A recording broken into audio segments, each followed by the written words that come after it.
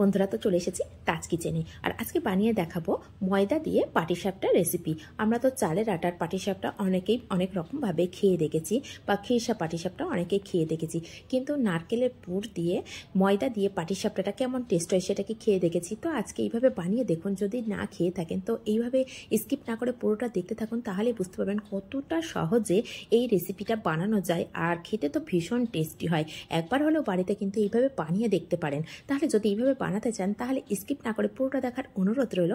আর যারা আমার চ্যানেলের নতুন বন্ধু তাদের কাছে অনুরোধ রইল, প্লিজ চ্যানেলটিকে সাবস্ক্রাইব করে পাশে থাকা বেল আইকনটি প্রেস করে রাখবেন। তাহলে চলুন কীভাবে বানিয়েছি সেটা দেখা যাক। তো প্রথমে পাটিসাপটা বানানোর জন্য আমি এখানে নারকেলের পুর ব্যবহার করব। তার জন্য নারকেল কোড়া নিয়েছি, ছোট বাটির 1 বাটি নারকেল কোড়া নিয়েছি। আর এখানে দিয়ে দিলাম স্বাদ অনুযায়ী বা প্রয়োজন অনুযায়ী গুড়, যে যেমন পরিমাণে মিষ্টি খান ঠিক সেই পরিমাণেই দিয়ে নিতে হবে। দিয়ে দিলাম স্বাদ অনুযায়ী সামান্য একটু লবণ। আর এখানে নারকেলটা কিন্তু একদম ঝুনো নারকেল ছিল, কোনো কচি নারকেল না। ঝুনো নারকেলের পুর কিন্তু ভীষণ টেস্টি হয়। আর দিয়ে দিলাম সামান্য একটু এলাচের গুঁড়ো। এলাচ গুঁড়ো দেওয়ার পরে খুব ভালো করে মিশিয়ে নেব। এটা কিন্তু এই কাজটা আপনারা কিন্তু গ্যাসটা জ্বালিয়ে ফ্লেমটাকে লো করেও করতে পারেন, কিন্তু আমি এখনও গ্যাসের ফ্লেমটাকে অন করিনি। অন না করে ভালো করে গুড় আর যে উপকরণগুলো দিয়েছি নারকেলের সঙ্গে সব কিছু কিন্তু খুব ভালো করে একটু মিশিয়ে নিচ্ছি। যদি এইভাবে খুব ভালো করে মেশানো হয় তাহলে কিন্তু পুরটা ভীষণ টেস্টি হয়। একটা পুরটা একটু আঠালো ভাব আসে, যেটা আমরা যদি না মাখিয়ে রেডি করি সেক্ষেত্রে দেখবেন পুরটা একটু ঝরঝরে ভাব আসে। আর এইভাবে বানিয়ে দেখবেন সেক্ষেত্রে পুরটা কিন্তু একটু আঠালো ভাব আসে। সেই জন্য একবার হলেও এইভাবে কিন্তু বানিয়ে দেখতে পারেন।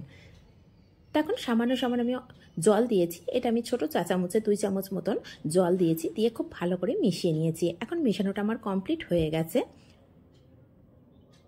এখন আমি গ্যাসের ফ্লেমটাকে অন করে দেব। অন করে দিয়ে মিডিয়াম টু লো ফ্লেমে এই পুরটাকে রেডি করব। একদম কিন্তু হাই ফ্লেমে দেওয়া যাবে না।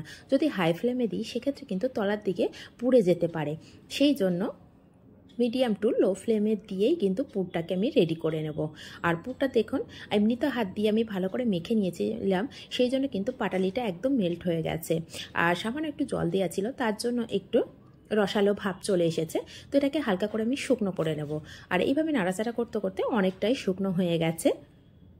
তো খুব শুকনো করে নেব না, খুব শুকনো করে নিলে যেহেতু এটা ঝুনো নারকেল একদম বা একদম পুরুষ্ট নারকেল, সেই জন্য কিন্তু একদম ঝরঝরে ভাব চলে আসবে। তো এখানে খুব ঝরঝরে আমি করব না, একটা আঠালো ভাব চলে এসেছে। আর সামান্য একটু রসালো ভাব থাকলেই দেখতেও ভীষণ সুন্দর হয় আর খেতেও ভীষণ টেস্ট হয়। সেই জন্য আমি এখানে এই পর্যায়ে খুব কাছে থেকে নিয়ে আপনাদেরকে দেখানোর চেষ্টা করছি। জানি না কতটা বুঝতে পারছেন। তো এইভাবে আমি খুব কাছে থেকে নিয়ে দেখিয়ে দিচ্ছি। দেখুন একটা আঠালো ভাব কিন্তু এসেছে আর হালকা রসালো ভাব আছে। তো এই পর্যায়ে গ্যাসের ফ্লেমটাকে আমি অফ করে দেব, দিয়ে এটাকে একটি বাটির মধ্যে তুলে নেব। তো এটা রেডি হয়ে গেছে, তুলে নিয়েছি। তুলে নেওয়ার পরে এখন আমি ব্যাটারটা রেডি করে নেব। আর যেহেতু এটা ময়দার ব্যাটার, সেই জন্য বেশিক্ষণ রেস্টে রাখার কোনো প্রয়োজনই নেই। রেস্টে আমি একদমই রাখবো না। তো এখানে একটি বড় বোল নিয়ে নিয়েছি, তার মধ্যে একটা ছোট সেট করে নিয়েছি, ছোট একটা তরকারি সার্ভ। তো এই বাটির মধ্যে দিয়ে দিলাম 1 বাটি ময়দা, দিয়ে দিলাম স্বাদ অনুযায়ী লবণ, আর এখানে দিয়েছি সামান্য একটু খেজুরের গুড়।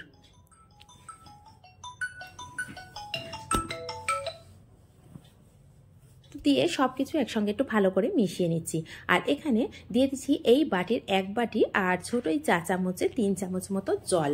জলটা কিন্তু এক একটা ময়দা এক এক রকম ব্যবহার করে, সেই জন্য কিন্তু আপনারা প্রয়োজন অনুযায়ী জলটা দিয়ে নেবেন।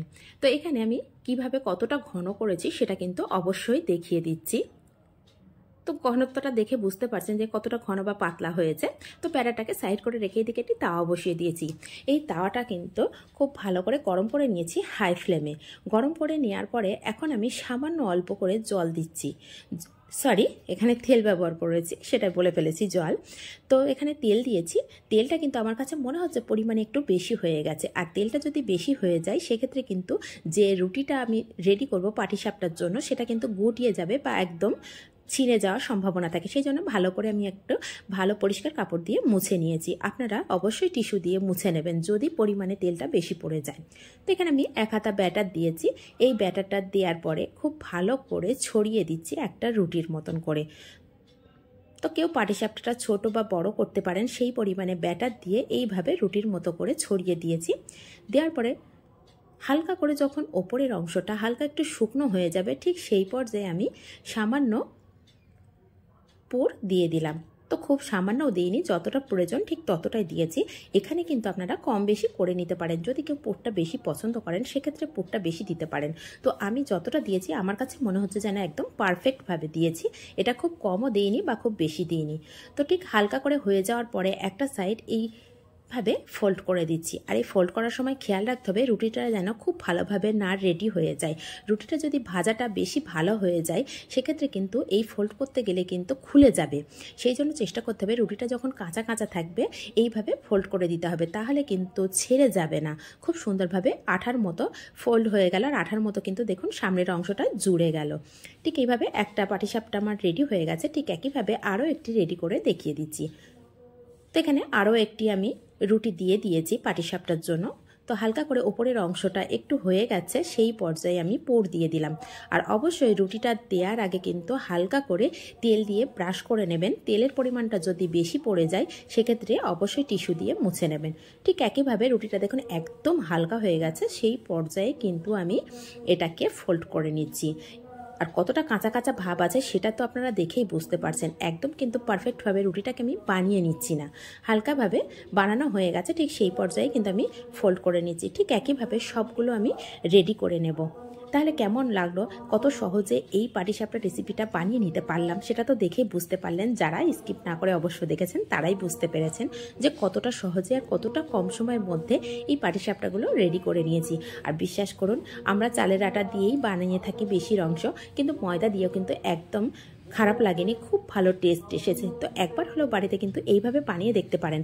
আর যদি এইভাবে বানান অবশ্যই কিন্তু কমেন্ট করতে ভুলবেন না। তাহলে আজ রেসিপিটা কেমন লাগলো, যদি ভালো লাগে লাইক শেয়ার কমেন্ট অবশ্যই করবেন। তাহলে আজ এই পর্যন্ত, আবার আসবো অন্য কোনো রেসিপি নিয়ে। ধন্যবাদ।